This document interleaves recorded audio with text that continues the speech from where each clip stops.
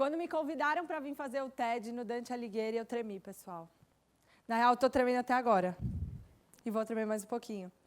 Mas, na verdade, eu fiquei insegura porque eu comecei a pensar o que eu ia falar, que ideia merecia ser espalhada numa escola que era centenária, que já tinha ensinado um monte de gente, que tinha conhecimento nas suas paredes, que tinha história em cada canto dessa escola. E aí eu comecei a pensar do que era feita uma escola. Por que toda vez que eu entrava aqui no Dante, eu olhava para cada pedaço desse prédio e falava, isso aqui segura conhecimento. Então, é sobre isso que eu quero conversar com vocês. Sobre o que a gente precisa para ter uma escola. E é bastante icônico que eu faça isso dentro de uma escola centenária, certo? Primeiro, eu comecei pensando qual que era a origem, onde tinha começado todo esse papo de escola. E eu queria contar para vocês que a origem é grega, óbvio. Eu não vou me arriscar a pronunciar essas letrinhas, mas o significado era lazer. Escola era um lugar onde a gente se divertia. Aí passou um pouco tempo e a gente teve que começar a empregar esse lazer. Então, a gente tinha que usar a brincadeira para aprender alguma coisa. A gente tinha que tirar alguma coisa daquele ambiente.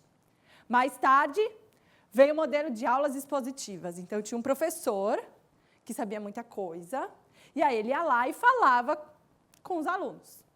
E aí, esse é o modelo tradicional que a gente ainda conhece como escola. A gente ainda associa muito escola a um espaço. O lugar onde eu vou e eu vou aprender um montão de coisa. Infraestrutura mesmo. O único problema é que a gente dá um valor enorme para a escola, mas eu, como cientista da computação, como empreendedora, como geração Y, eu preciso contar um negócio para vocês.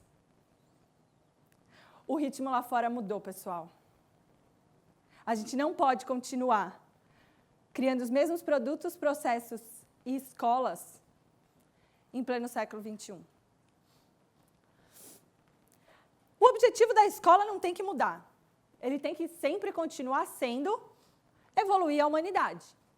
A gente não quer parar de resolver os problemas que a gente precisa resolver. Eu não estou falando que a gente tem que voltar a só brincar na escola e voltar para a era do lazer. Mas que a gente tem que repensar algumas coisas, isso com certeza. Vou conversar um pouco com vocês sobre o que eu enxergo dos tempos que a gente está vivendo. E aí depois vocês tirem as conclusões de vocês. Primeira coisa. A gente viveu, até o século XXI, uma era linear. E aí eu vou dar aula de matemática, já que eu estou na escola, vou realizar um sonho, certo? Pessoal, uma ordem linear é 1, 2, 3, 4, certo? Agora, uma ordem exponencial, quem não gosta de matemática não precisa tremer, pessoal. Mas uma ordem exponencial é 1, 2, 4, 8, 16, 32. Os meus saltos são muito maiores, certo? E aí eu queria perguntar para vocês, se eu der 30 passos em ordem linear, num ritmo linear, aonde que eu vou chegar? Um pouco para frente. E se eu der 30 passos exponenciais, pessoal, aonde que eu vou chegar? Pessoal, a diferença está em 30 metros e 13 voltas na Terra. Com essa diferença, vocês acham que a gente vai conseguir fazer as coisas do jeito que a gente vinha fazendo? Não mesmo. Essa foto, para mim, é o exemplo dos tempos que a gente está vivendo. Essa foto foi quando o Papa, quando a gente teve o empossamento lá do Papa, então saiu a fumacinha cinza lá e a galera foi para a Rua do Vaticano. Primeiro, em 2005, não faz tanto tempo assim, certo, pessoal? 10 aninhos aí, 11, né? Foi todo mundo lá para a Rua do Vaticano. E a gente vê incríveis, um celular na foto, que está bem aqui no cantinho. Passados alguns anos, em 2013, fumacinha cinza de novo, a galera foi lá para o Vaticano. Pessoal, se tem uma coisa que a gente vê, são celulares. Tem até um tablet no meio do caminho, que é sempre um inconveniente, que está com o tablet e ninguém mais pode tirar foto. Certo? Pessoal, pouco tempo se passou entre uma foto e outra. E olha a diferença, isso é um ritmo exponencial. Olha a diferença, olha o preço caiu, o processamento caiu. E eu vou usar todo o meu conhecimento de ciência da computação para contar para vocês que o processador que levou o homem para a Lua está no bolso de cada um de vocês. Alguns até com mais de um no bolso. A gente tem que repensar o modelo que a gente está criando para as nossas escolas. Outra grande diferença, aí associada à infraestrutura, é que hoje em dia o espaço é líquido. E por que líquido? Eu não preciso estar aqui para de fato estar aqui. Tem uma sala aqui em cima que está vivendo tudo que a gente está vivendo aqui, e eles não precisam estar aqui. E essa sala não precisava estar só no andar de cima. Ela podia estar do outro lado do planeta. A gente encurtou todas as nossas distâncias. E eu preciso contar para vocês que o espaço físico não é mais essencial, pessoal. Ter que pegar trânsito para vir para a escola, talvez não faça tanto sentido quanto fez antes. Outra coisa que mudou foi a geração, pessoal. Hoje, a gente tem os chamados nativos digitais. Quem tiver curiosidade, vai pesquisar lá sobre Prensky, ele fala um montão desses carinhas aqui. Eu estou no meio do caminho. A geração Y ainda é. Eu vi a internet de escada, mas eu lido muito bem com todas essas coisas. Mas essa galera que sequer viu a internet de escada, que não tem a menor ideia o que seja a Barça, eles são diferentes, pessoal. Eu cheguei a ganhar a Barça dos meus avós. Mas essa galerinha não tem a menor ideia. Se eu falar para ela, procura na Barça, ela não tem a menor ideia. Eles conseguem dar um Google e descobrir o conhecimento do universo. Quando um professor chega na sala de aula e pede para eles desligarem o celular, é como se eles estivessem desligando o conhecimento. Para eles, o celular não é o inimigo. Afinal, eles são nativos digitais, é a língua que eles falam. Mas a gente tem um erro aqui no meio do caminho, que é associar um superusuário a alguém que sabe muito de tecnologia. Essa galerinha sabe de tecnologia, mas eles são superusuários.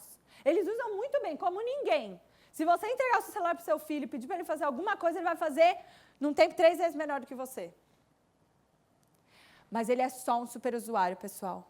Ele não tem contexto de o que essa tecnologia significa para o conhecimento dele. Vou dar um exemplo prático, que é a conclusão do meu mestrado. Então, fiquem atentos, porque demorou para chegar nessa conclusão. Quando eu pergunto para um nativo digital, o que significa dar um share? Ele fala o quê? Ai, tia, apertar um botão.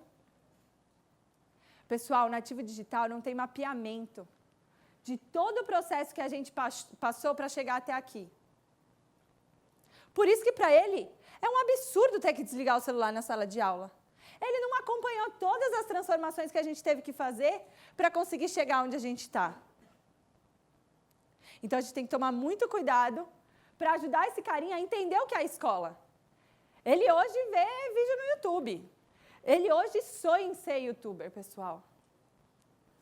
Hoje você pergunta para uma criança o que ela quer ser quando crescer, e a chance dela responder youtuber e não jogador de futebol é a mesma. Tem um monte de gente que está aí fora, que a gente não tem a menor ideia de quem é, e que são venerados e que movem montanhas, pessoal.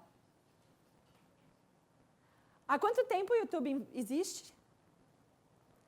Dava para ter faculdade para ser youtuber? Existe essa faculdade? Existe uma escola para ser youtuber? A gente tem que repensar qual é o ritmo que a nossa escola está ensinando e preparando a gente para o futuro. Como que uma escola que me coloca 10 anos no mesmo prédio, 11 anos no mesmo prédio, vai me preparar para uma profissão que nem existe? O YouTube existe há 8 anos, pessoal, enquanto ferramenta de monetização, que viabilizou que as pessoas vivessem de YouTube. E hoje existe uma carreira, existe um mercado de YouTubers. Podia contar para vocês infinitos casos de escolas que estão tentando quebrar todas as barreiras. Escolas que não têm parede, escolas que não têm professor, tem um monte de exemplo por aí. Mas eu queria contar um caso pessoal, do que eu estou tentando fazer com tudo isso que eu estou pensando. No começo do ano, e aí eu digo sobre ritmo exponencial, no começo do ano isso era uma ideia. E hoje, eu posso dizer que ela é uma escola. O Mastertech foi uma ideia, da gente tentar tornar exponencial algo que a gente acreditava, que era o ensino de tecnologia. Como que eu vou fazer com que as pessoas entendam o que são tecnologias exponenciais no menor espaço de tempo? E aí a gente fez um nome bonito, que é uma plataforma de educação contínua de habilidades do século XXI. Agora eu não sou mais escola, eu sou plataforma. Espaço físico, eu não preciso ter um prédio, eu posso ocupar o espaço que eu quiser. Eu posso estar no coworking, eu posso estar no Dante, eu posso estar em qualquer lugar. Porque o que importa mesmo é o método, é o ritmo. São as pessoas que estão ali, e não mais a infraestrutura. Os professores, eles não são mais experts. Eles são treinadores. Eles são mentores. Eles direcionam você para um caminho que eles acreditam que é bom. E eu nem posso falar que é certo, porque eles também não sabem. A gente não sabe o que é certo. Os professores têm que parar de ser experts para serem treinadores. Trabalhar para que esses alunos possam evoluir e atingir o objetivo que eles querem. Talvez criar a própria profissão, que o professor não tem a menor ideia de qual seja. Método tem um monte. Podia ficar aqui os meus 18 minutos contando para vocês vários métodos inovadores. No fundo, o que a gente precisa é conversar com eles. É entender que a escola é uma via de mão dupla, que pouco importa a infraestrutura. É tentar entender como que a gente pode instaurar um sistema de project-based learning, que é o jeito bonito de falar, que tem que colocar a mão na massa para aprender, pessoal. Ninguém vai aprender por osmose lendo um livro. Enquanto você não pegar todas aquelas letrinhas e transformar num projeto que de fato mexa com você, você não vai conseguir aprender. Fazer retrospectiva, todas as aulas ou todo momento que der. Tentar entender no ato, se o aluno entendeu ou não. Parece óbvio, mas hoje a gente deixa para daqui 2 meses, para a prova bimestral, ou para daqui 6 meses na prova final. A gente tem que todo dia saber se o aluno aprendeu ou não. Será que faz sentido a gente organizar a nossa escola por séries? Ou a gente não pode fazer o aluno mais velho ensinar o aluno mais novo? Ou fazer o aluno de matemática, que está um pouquinho antes, ir para a aula de português e se desenvolver para caramba? Talvez a gente tenha que juntar todo mundo. Talvez a gente tenha que misturar todas as matérias. A gente tem que testar. Bom, é óbvio que isso não vai mudar da noite para o dia. E que a gente não pode jogar todo o tradicionalismo e tudo que a gente acredita no lixo. Mas a gente precisa ter coragem para testar. A gente ainda tem muito medo de testar em educação, pessoal. Porque na nossa cabeça a gente está perdendo uma geração. Já pensou se eu faço alguma coisa errada e eu perco uma turma inteira? Não, pessoal. Na verdade, a gente tem tanta opção que a gente descobrir alguma coisa que é ruim é um avanço enorme. A academia, por mais que ela não acredite nisso, ela já descobriu isso. Um resultado errado também é um resultado. E é por isso que a gente tem que continuar testando. Queria agradecer muito vocês e convidar vocês para testar na educação dos filhos de vocês, na educação dos alunos de vocês. É só assim que a gente vai evoluir a humanidade. Obrigada.